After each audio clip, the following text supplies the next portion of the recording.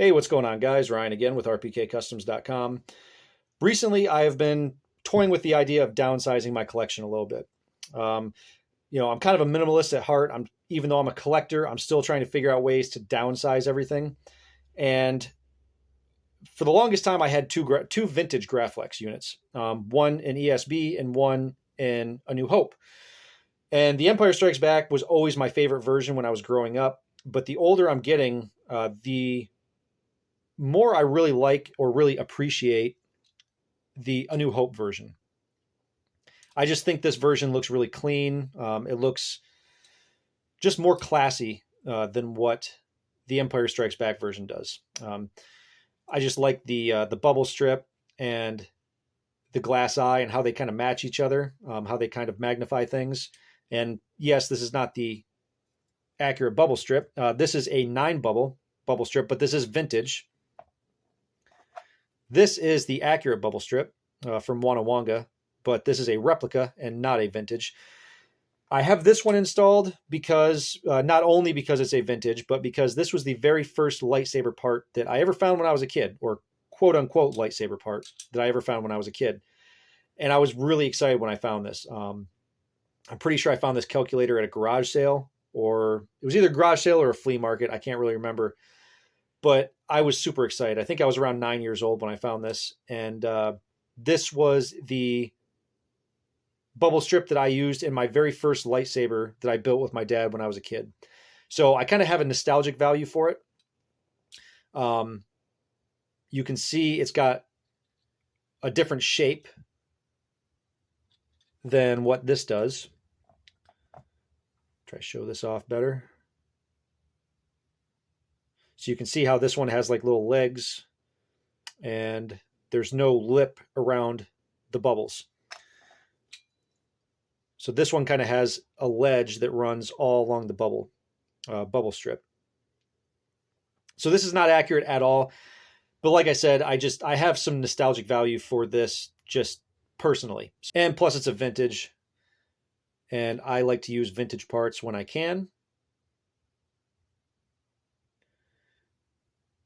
Another thing I like about this bubble strip is that the rod that goes through and screws into here, it's actually magnified by this middle bubble right here. And I don't know how well you can see it on camera, but in person, it's actually really cool. Gives it a cool effect. So I don't know. I really like this bubble strip. So for now, I'm leaving it in. If I ever really want to get accurate with it, I can just throw the Wanawanga bubble strip in. But yeah, like I said, for now, I'm just going to leave the vintage inaccurate card in there. And this one actually fits really well in the rails. It doesn't spread the rails out at all. It just kind of slides in there and clamps down. It's a little bit tight, but it's not bad. So what I decided to do to kind of minimize my Graflex collection was I sold the clamp and the top to my Empire Strikes Back Graflex, and I kept the bottom. I also had a 2-cell bottom that I sold with it, and I had an original Graflex box that I let go with that. But I figured I didn't really need 2 separate units, that I could probably just share one unit, or one top at least, one top and clamp, in between 2 different versions. Now, I'm losing accuracy when I do this because obviously the Empire Strikes Back version has a strip of chrome tape that goes around the Graflex branding.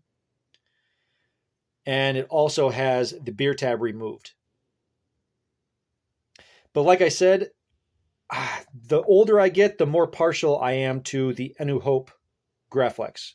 So I think I'm more worried about accuracy details with the A New Hope version than I am the Empire Strikes Back version.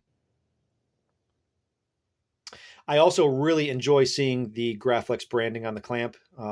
That's something I've never really liked about the Empire Strikes Back Graflex, is that they covered that with chrome tape. I like that exposed.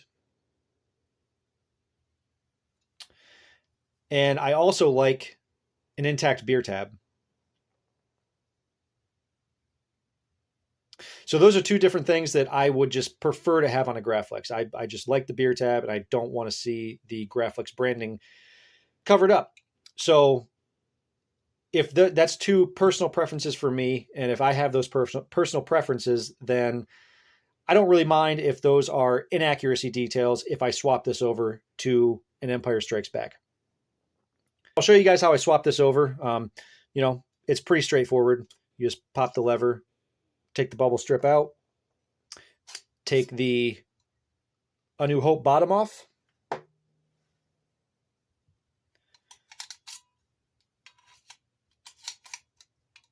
turn the clamp around to the other side of the flash unit.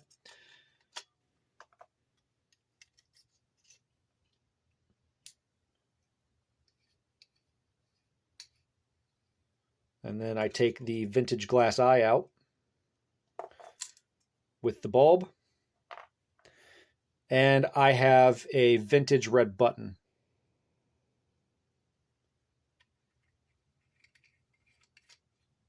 So I can screw that in there. And then I have a fairly accurate Empire Strikes Back version of the Graflex. Like I said, the only two real big inaccuracies are there's no chrome tape around the Graflex and the beer tab is still intact.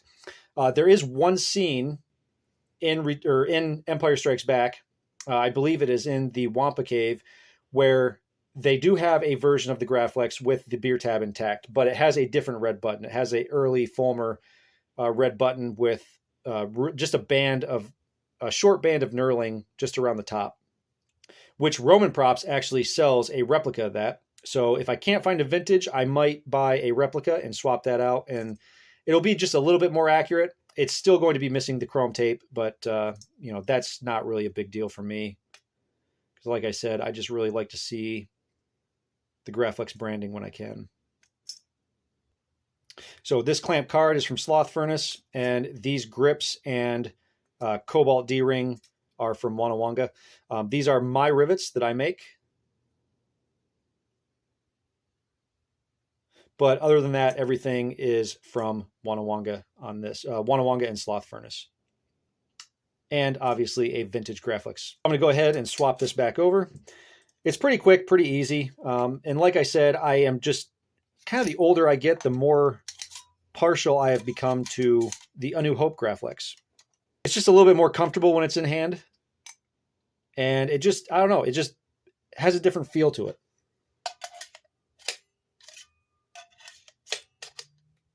Nope, that's not it.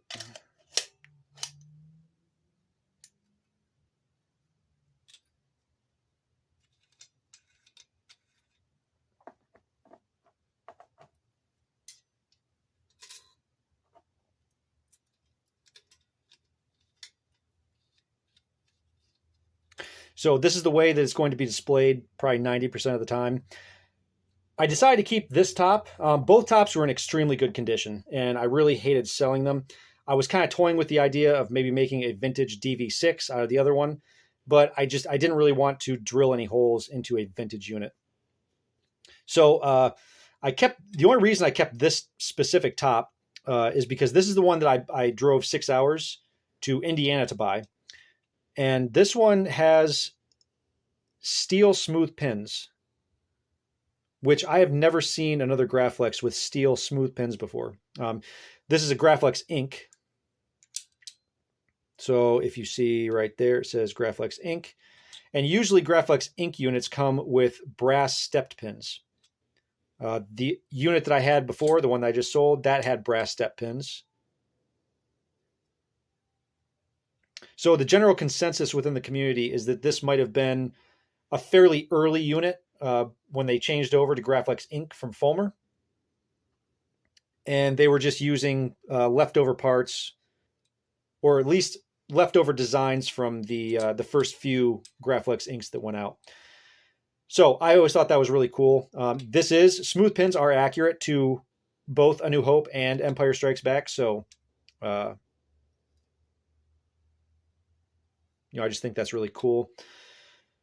And plus two, this unit is in really good shape. The only real damage or imperfections is right here under the clamp, but once the clamp is on, you can't even see it. Other than that, this unit is pretty much pristine. Oh, another reason I wanted to keep this one is because the bunny ears are actually stiff. They're very tight in there. And then you can get in there and you can adjust them. You can grind the tab off in the back, pull the pin out, and kind of push these tabs a little bit closer together, which will give the bunny ears a tighter fit. But this came pretty much brand new in the box with tight ears. So the history behind this specific unit is the lady I bought it from said that her dad bought this in Germany during World War II. And they have had it pretty much in the box in a closet ever since. And that's why it is in such good condition. So I just wanted to show that off. We're getting rain up here from the Hurricane Helena or whatever the hurricane is, all the way up here in Michigan. So I can't really paint today. It's bumping the humidity up, and I don't really like to paint when it's really humid out.